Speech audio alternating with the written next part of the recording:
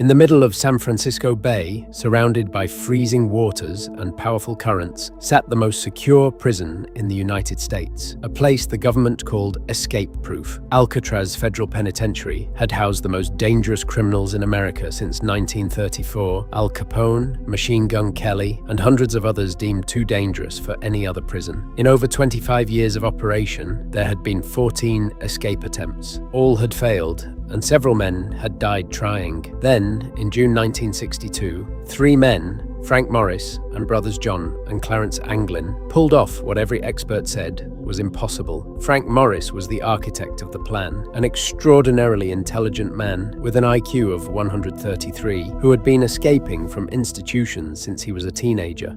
Morris had discovered something the prison engineers had overlooked. The concrete around the ventilation grates in the cells had been slowly deteriorating for decades due to salt air from the bay. The plan was breathtaking in its ambition. They would dig through the cell walls, climb to the roof, descend to the water, and cross the bay on a homemade raft. The digging began in December 1961, using spoons stolen from the cafeteria, sharpened nail clippers, and a crude drill made from a modified vacuum motor. Every night, while the guards made their rounds, the 3 men dug, and every morning they replaced the ventilation grates and concealed the holes with a mixture of soap, concrete dust, and paint. To cover the sound of digging, one of the Anglin brothers played the accordion during music hour, the cheerful notes masking the scraping of spoon on concrete just feet away. While the holes grew larger, Morris began constructing the most critical component of the escape, a raft and life jackets made entirely from stolen raincoats. The life vests were inflated using a modified concertina. Morris had engineered a system to blow air into the sealed raincoat chambers, creating crude but functional flotation devices. But the most brilliant deception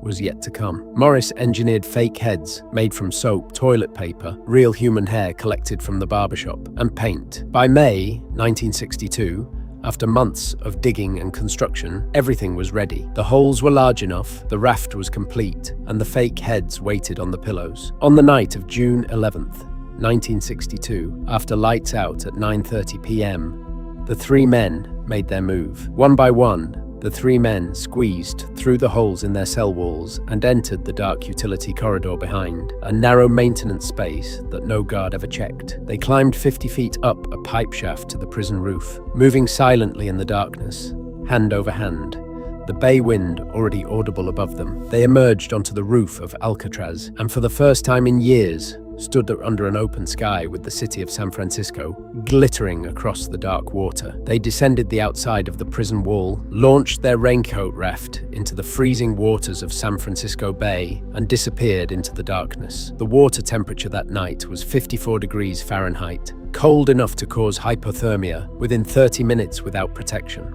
At 7:15 the following morning, a guard doing cell checks made a discovery that sent the entire prison into lockdown. The warden ordered an immediate search of the island, but the birds had already flown.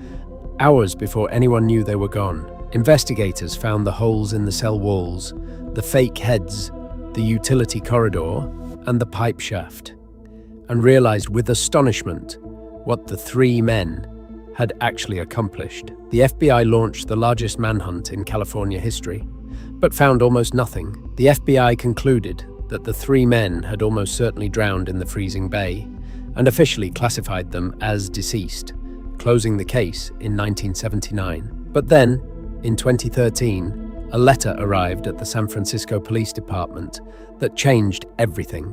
The letter claimed that all 3 men had survived, that Frank Morris died in 2008, that John himself was 83 years old and in poor health, and that he was willing to turn himself in for medical treatment. The FBI subjected the letter to extensive forensic analysis, handwriting experts, paper analysis, ink dating, but were unable to either confirm or definitively rule out its authenticity. The US Marshals Service, which took over the case in 1979, officially maintains it to this day, making the Alcatraz escape one of the longest-running fugitive cases in American history. The debate over whether the 3 men survived has never been resolved, and the evidence on both sides remains stubbornly balanced. A Dutch research team in 2014 used ocean current modeling to determine that if the men launched at the right time, the currents would have carried them to a specific point north of the Golden Gate Bridge. The simulation found that if the men launched before midnight, they would have been swept out to sea, but if they launched after midnight, the currents would have carried them to shore. Alcatraz itself closed as a federal prison in 1963, just 1 year after the escape,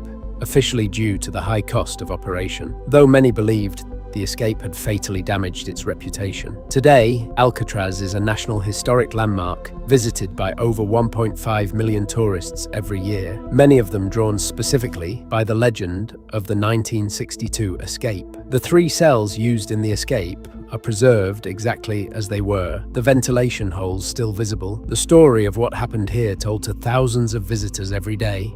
The fake heads are also preserved, and when you see them up close, the craftsmanship is extraordinary. Real human hair, painted flesh tones, sculpted features, all made from soap and toilet paper in a 5 by 9 foot cell. The question that has defined the case for over 6 decades remains unanswered. Did Frank Morris and the Anglin brothers drown in the bay, or did they make it to shore and vanish into America? What is beyond dispute is the audacity of what they accomplished inside the prison.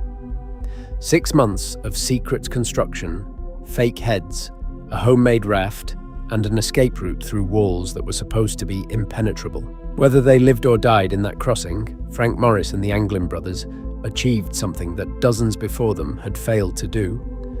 They got out of Alcatraz. The US Marshals Service still has the case open, and their official position remains unchanged. If John or Clarence Anglin are still alive, they are still wanted fugitives. San Francisco Bay sits unchanged, the same cold, dark water, the same powerful currents, the same indifferent tide that either swallowed 3 men or carried them to freedom on a June night in 1962. What is certain is that 3 men sat in the most secure prison in America and refused to accept that it was inescapable, and that refusal changed history. The spoons, the fake heads, the raincoat raft, the most improvised, audacious, and brilliant prison escape ever attempted, built by 3 men with nothing but time, ingenuity, and an absolute refusal to give up. Somewhere in the cold waters of San Francisco Bay, or in a house in an American town under a name no one would recognize, lies the answer to the greatest escape mystery in history. On June 11th, 1962, 3 men squeezed through holes in a wall, paddled across a freezing bay on a raft made of raincoats, and were never seen again.